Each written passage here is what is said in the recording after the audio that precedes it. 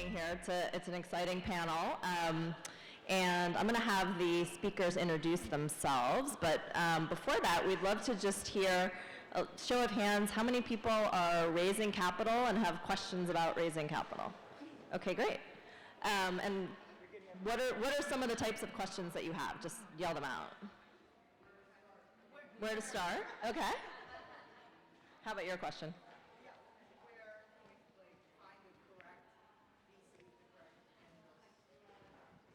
Any other general questions? We just want to make sure we cover all the right things. How do you deal with like unconscious and sometimes not so unconscious bias among the typical VC? Okay, great. So first up, Natalia, you want to introduce yourself? You think you have a mic? Thank you, and thank you for such a great transition to what I'm up to. So my name is Natalia Oberti Noguera. I am the founder and CEO of Pipeline Angels. I'm at Nakis on Twitter, so you can find me if you're live tweeting.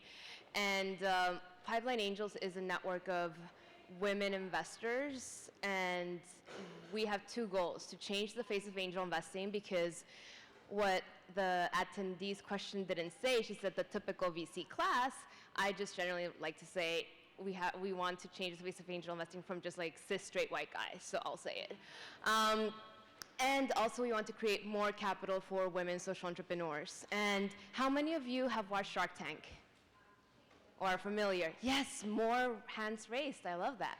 So my pop culture way of describing what Pipeline Angels does with our signature angel investing bootcamp is there are enough cis straight white guy sharks out there. We're in the business of creating more women sharks. And myself as a cis LGBTQ Latina, I'm particularly focused on getting more women of color sharks and not just white women sharks. And so that's what I'm up to. I'm happy to kind of, some of the questions that was asked was a little bit like where to start.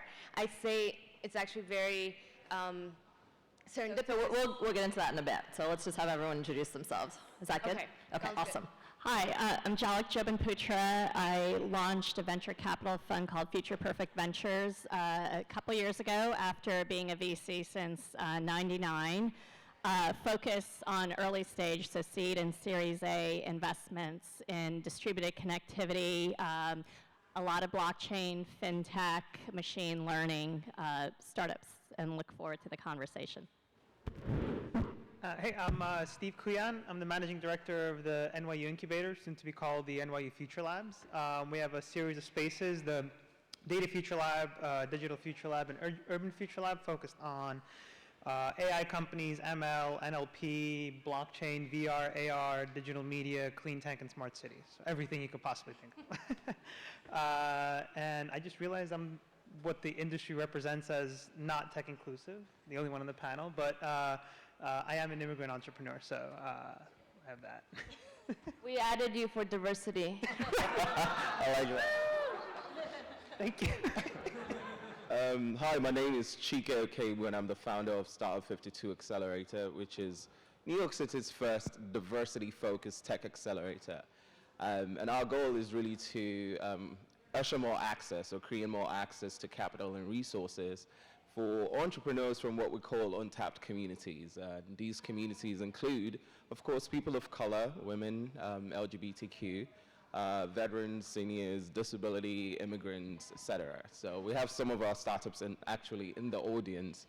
I hope you guys get to meet them at some point. But yeah, it's great to be here. Thank you. Awesome. And I'm Jenny, managing director at Techstars. I run two of our accelerators, one around fintech and one around Internet of Things. Been in venture capital for a long time, and previous was an entrepreneur, started and founded a company. So I think the first question that I heard from the audience is, where do you get started? So maybe someone can just kind of map out the landscape of opportunities out there, whether it's from early stage accelerators through to venture. Yeah, so that was the funding continuum. And so oftentimes we talk about bootstrapping in terms of what entrepreneurs see, bootstrapping, then friends and family round, then angel round, then VC round. And Nicole Sanchez, she used to be at Kapor Capital. She spoke at one of our previous conferences, and she said something that was so powerful. She said that the tech media glamorizes bootstrapping. And for so many of our communities, bootstrapping is simply called living. You know, we don't really talk about that it's a privilege to bootstrap. And then what I focus on is that for a lot of women entrepreneurs, we might not have the friends and family for the friends and family round. And so that's really where Pipeline Angels comes in terms of providing that friends and family seed, early seed stage. And so in terms of like that, you know, like we often hear about like where are the high growth women-led companies, and I often say, well, where's the runway? And so by creating that access to capital at that earlier stage, we're able to get these companies through the pipeline, and with that, you know, like we go on to angels and then VC, and so I'd love, Jalak, if you can kind of provide the VC part of Well, it. I can also talk about where to get started. I think we're in a time right now where entrepreneurs are very fortunate that there are a number of accelerators. I mean, we have platforms like Natalia's, we have AngelList, we have a lot of tech events where you have an opportunity to meet early stage angel investors who you know, may have expertise in the area of your company and would make great, like, you know, investors at the very early stage. So that friends and family round, you know, isn't as, I say, much of friends and family as it like had to be before. I think accelerators are also fantastic if you're not already kind of integrated into the tech community, where you can get access to a lot of mentors, and you know, these guys run fantastic accelerators where you also meet investors and you can refine your business plan. So I think the key for an entrepreneur at any stage of capital is to find those, like, target the investors you want to get into your company and make a case and sell them on why you want them involved. And I feel that way as a VC too. I mean, I see hundreds and thousands of business plans, and you know, people who are investors are getting pitched all the time. So kind of honing in on the right folks from the get-go also saves you a lot of energy, because it's not, you know, rejection's never easy, but you know, you're going to hear it all the time, and I hear it as a, you know, a founder of my own fund too. So, but that's why you kind of have to optimize for outcomes, and that is doing some research ahead of time and finding the right folks. What about Steve? What are you guys doing at NYU to, you know, to promote diversity and tech inclusion? So, I mean, we're very synonymous with the city of New York. You know, I think most people don't realize this, but the tech industry is represented by about 36% on, you know, immigrant entrepreneurs, women entrepreneurs, and so on and so forth, which is significantly higher than the traditional, you know, percentage of immigrants or women entrepreneurs in the industry. For us, I mean, I kind of want to go back to the question about the funding, because I get asked this question a lot from the students on campus, because a lot of them always see funding as the biggest barrier to why they're not starting. I was on a panel at LIU a few months ago, and the moderator was like, well, let's address the elephant in the room. Like, you know, how do you get funding? You know, and I think that's such a fallacy. Like, it's not real. I think people tell themselves, like, well, how do I get started? Like, how do I find access to capital before I start a company? And that's the exact opposite way you should be doing it.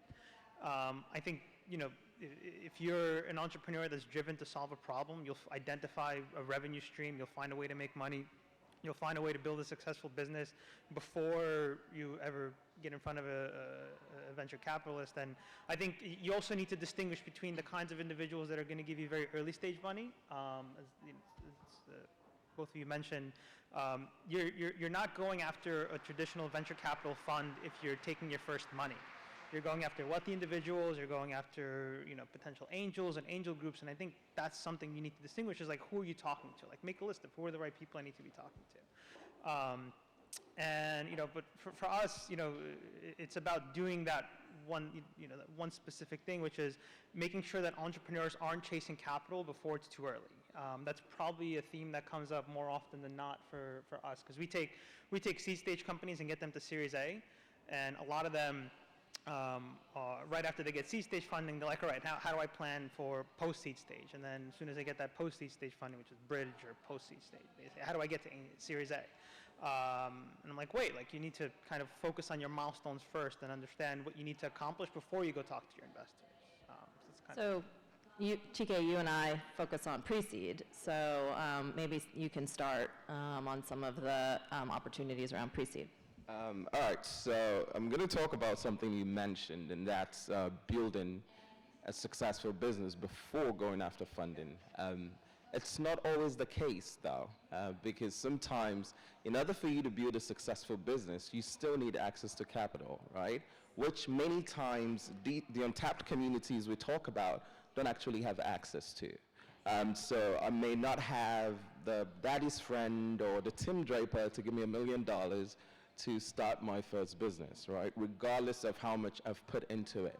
Now, you also have to remember many of these people sometimes have full-time jobs, are taking care of children, have rents to pay, and have a whole bunch of other things that they do in addition to, launching a business, right? So bootstrapping for us, or for people who don't have the traditional access to capital, is a little bit different. And as such, focusing on access to capital becomes extremely important to make sure that I survive as an entrepreneur as well as the business thrives, right? However, what you said is very relevant in making sure that people understand that, doing is more important than just looking for money. And I definitely agree with you on that. Now, back to, the pre-seed stuff we're talking about. Prior to Startup 52, I worked with entrepreneurs from what we call we worked with disconnected youth, at-risk youth, and so many communities that, in fact, we classify as invisible.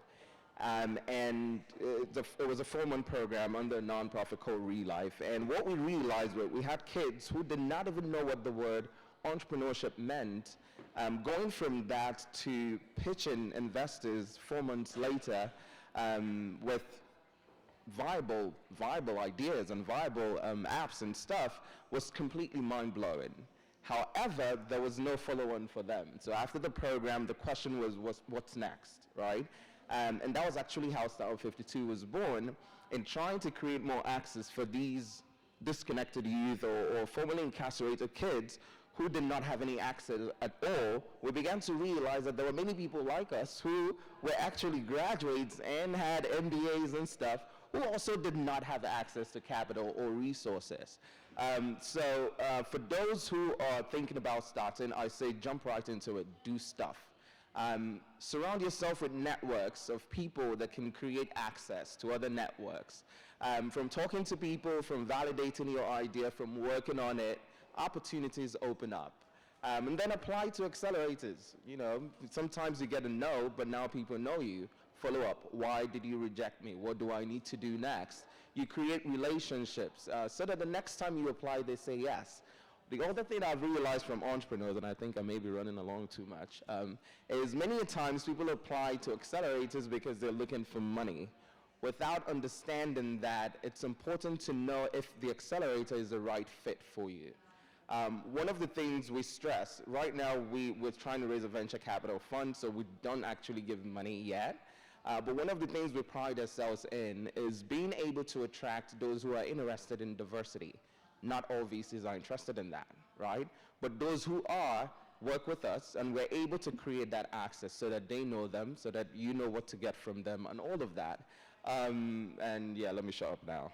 So I wanted to go back because Chike, you mentioned right fit, and Jalak mentioned right investors, and that was actually one of the first questions that we kind of heard, where to find these VCs. And so I wanted to take a step back because it really is a two-way street in terms of it's up to you as an entrepreneur to do the research, and it's also up to us to create those systems, right? Like, so it's almost like we need to disrupt the systems, and we also need to learn the rules to play the game currently of those systems. And so with that in mind, just wanted to take, pattern recognition. You've obviously probably have heard of it.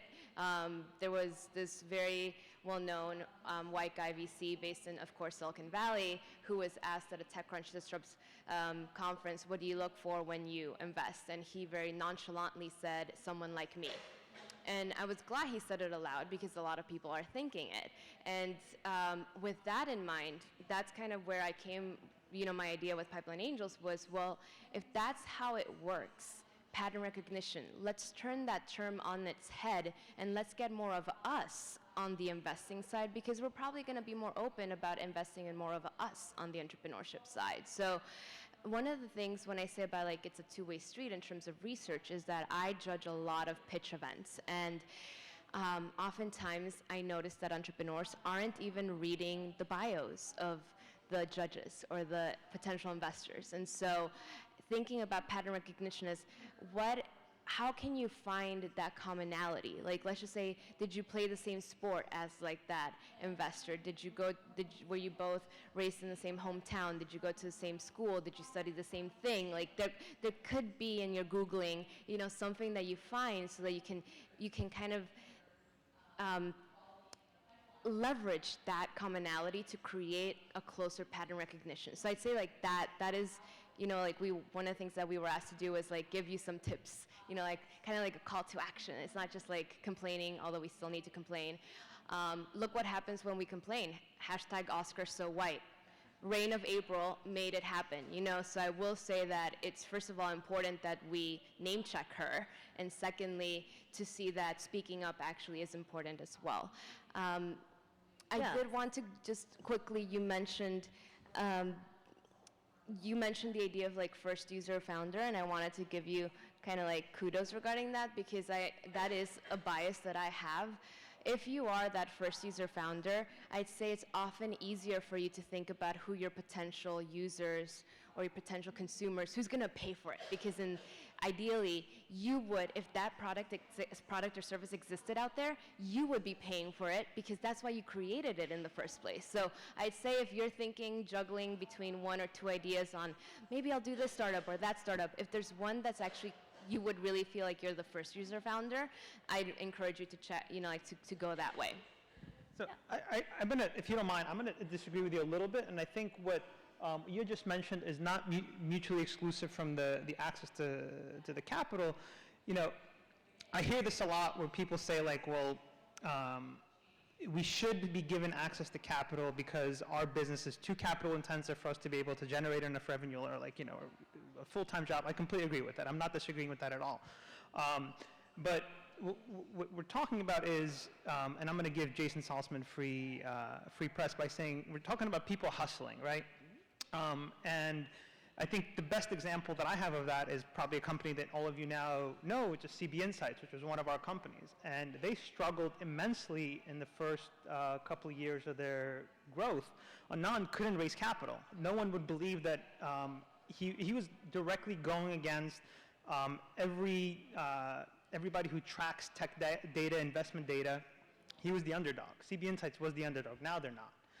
But nobody wanted to give them investor capital. So they hustled, they sold subscriptions, they went after grant funding, and they got to a point now where they're successful. And I think what you're saying about doing research on investments is the same core strength that most entrepreneurs have that don't want that access to capital, right?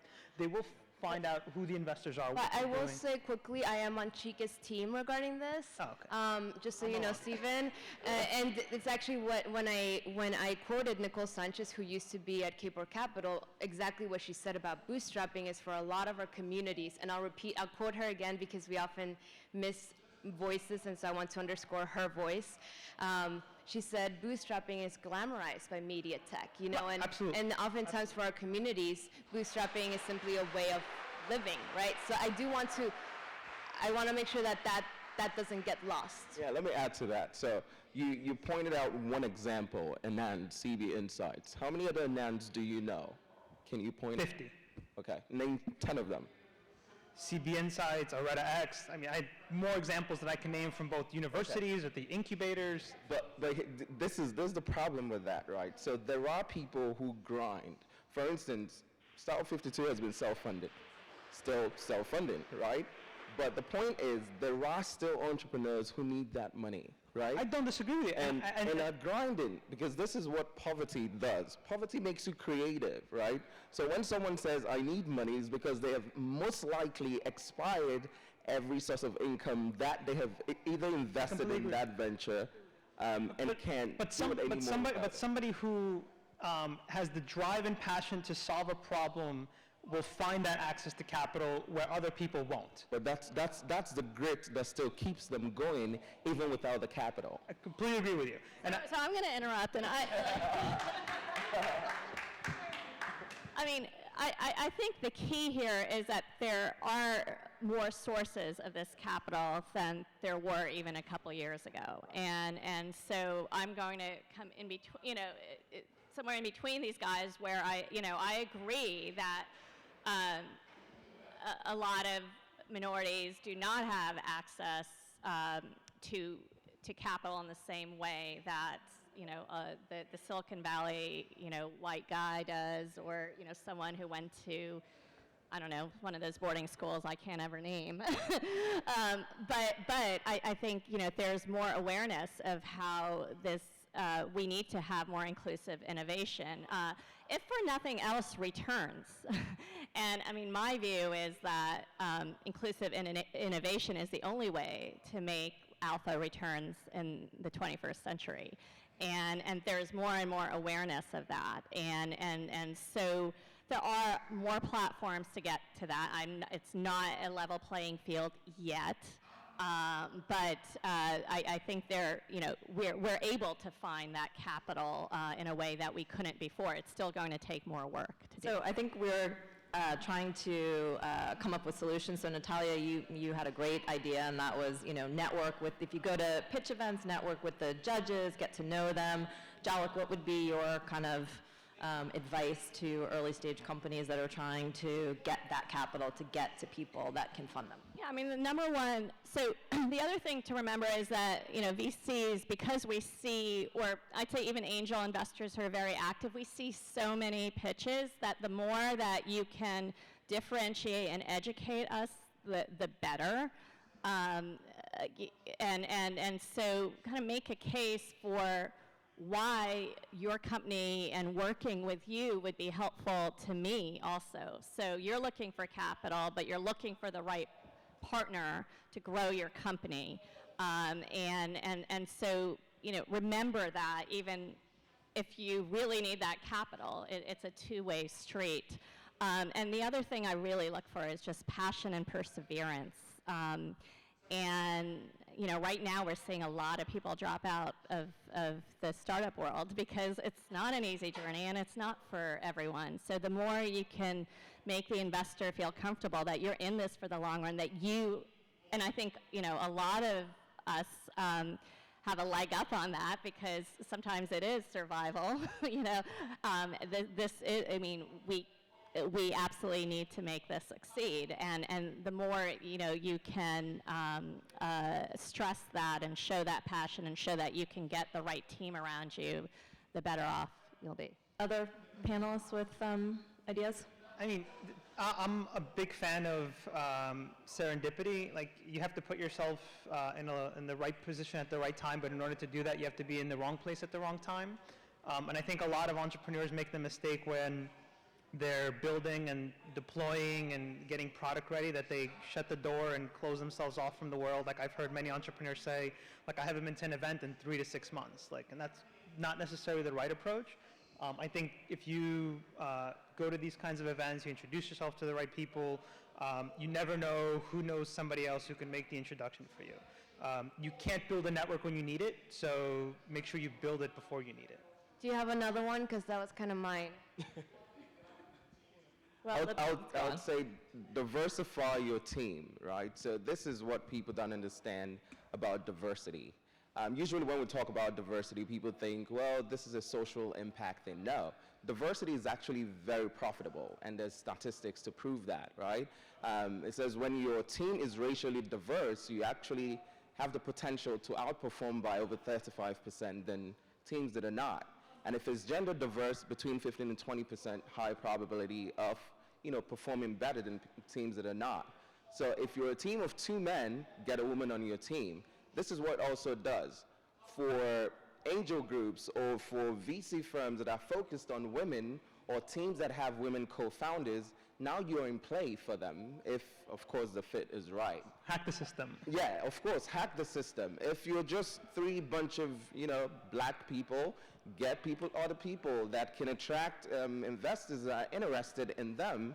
That way, not only does diversity drive innovation on your team to increase success rates, now you open yourself up to more avenues for capital. How That's many great. of I'm your gonna- products are product startup founders? Like, do you have product base? Okay, so just one tip for you. There's more than one.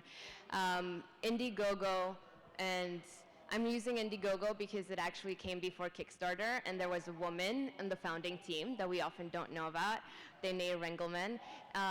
That could be a really great way for you to kind of check out. It's almost like advanced purchase order. Think about it that way. It's because oftentimes product-based startups are capital intensive. So that is a way that you can kind of like gauge what of the prizes that you have in there is really being popular. Is there like a specific design that is doing better? So that might be another tip for you to take home. Yeah, I'll give you one as well. So at Techstars, we've realized that we are not attracting enough diverse founders, and so we're definitely making a huge effort towards that, and really actionable. We're trying to find actionable things that we can do. So we've started a new program called Rising Stars, and it's great for entrepreneurs who maybe aren't ready for an accelerator yet. I mean, we get thousands of applications for 10 spots. I run my programs once a year, so you're not necessarily going to get into my program, but the Rising Stars is a great way. It's remote mentorship, so we hook you up with some of the most amazing mentors, like people you would blow your mind. And it's remote. You'll set up, a weekly hangout with this person, and they'll help you over a few-month journey.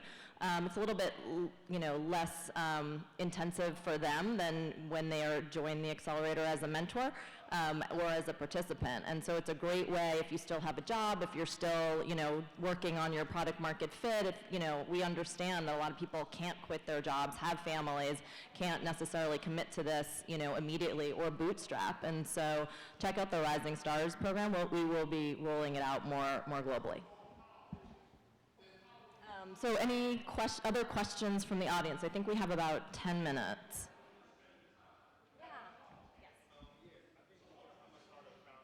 There was a question right here.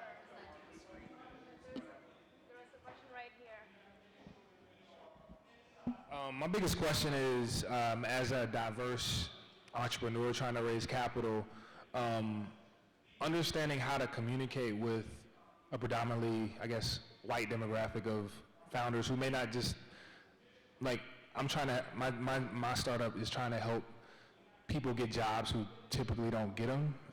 But if I'm talking to a white VC who has never actually even had to apply for a job, communicating how big of an opportunity I have or the problem I'm solving just doesn't even come across their wavelength. So could you guys speak about that a little? Yeah, I mean, that's a great question and a great point. And the reality is you'll probably not get through to a lot of them but the best way to try is the numbers and the market opportunity, and also drawing a parallel to, like a LinkedIn or something that they know that's been successful, right? And then even showing how, like, there's a gap in the market, and these are the numbers, and so, I think, again, that I focus a lot on non-US companies, emerging markets. Even in this day and age, there are a lot of Silicon Valley or New York VCs who just don't understand that a lot of innovation's happening outside of our borders. And that, you're not going to convince them. So, but I think the best way is data and parallels to what they already know. And I think you'll find some that do get it. Yeah, and one of my favorite hashtags is language matters. And I'm going to quote yet another amazing Black woman, Shonda Rhimes, and she gave me this aha moment. She was like either tweeting or I read it somewhere, and she was saying diverse is not an adjective for like an individual. because you're like diverse founder, right? And so if we think about it, each of us as an individual, we're not diverse. Diverse happens when there's more than one, right? And so if there's like all women or like all white women, right? Like, so I think it's just like a helpful frame of reference to think about that. And then the other thing is I want to connect you with Blendor, which is one of our Pipeline Angels portfolio companies, and they're a merit-based job matching app, so happy to make that introduction. The only thing I'll add is make your weaknesses or play your weaknesses as your strengths. Like, what do you know about the industry that only you know that other founders that may be white and may not be as plugged into the industry don't know? And how can you use that to your strength? And I'll give you a really quick example. We had a founder talk to us who's Orthodox background, and he had a good idea, but he said, one of the things that I have access to that not many other people do is there's a lot of Orthodox Jews who own building in downtown Brooklyn, and my product is for them. So I have a direct pipeline to them. I have 15 pilots already going. So how can you mimic that kind of example and use that to your strength? All right, we have another question over here. So this is for all of you, and it's amazing, all the great work you're doing, but you guys, we have a problem, and it's called scale. So your 10 applicants, so fantastic, but it's only 10. And your pipeline, amazing. Natalia, hi, nice to see you. But you guys all do what you do. Now, how can we live in the future? And that is really just about scale. So earlier, GK, like in the morning, he was talking about the systemic, holistic obstacling and barriering that accessibility to tech is experiencing at the moment. How are you guys going to fix this? Okay, I could jump in there, right? So, Startup 52, like I said, I had mentioned before, is self-funded. We have no funds. That's what self-funded means. However, we're having conversations in 6 other different cities to actually launch Startup 52. And like I mentioned, what poverty teaches you is it teaches you to be creative, right? To find ways to leverage what you have in order to scale. So what we're doing is we're actually, the co-working space we have now is a free co-working space at LRU downtown Brooklyn. We went to them and said, hey, give us space, and what we'll do is we will have some of your students intern for the startups, which is a win-win for everyone. So the students get college credit, the startups get interns, and we get free space, right? So we're trying to replicate the same sort of model where, we're talking to nonprofits or schools to say, hey, give us space. This is what we want to do. We know you have a community here that will not have the resources to move out to New York for 3 months, especially since we don't give cash. So give us space. We'll work with your youth or your students to learn about entrepreneurship while these startups have access to people who can help them scale. So we're looking at that. Money is not an inhibition for us. We're hoping that we find it, Exactly. Yes. Yeah. So I've been told we have to wrap up, but I would say, so just to clarify, our program, we take 10 companies a year into our accelerator, but Rising Stars is a global program, and we're going to be able to take hundreds of companies because it's remote mentoring. So we have companies that or entrepreneurs in Asia and Africa that are being helped now, and this will be rolled out quite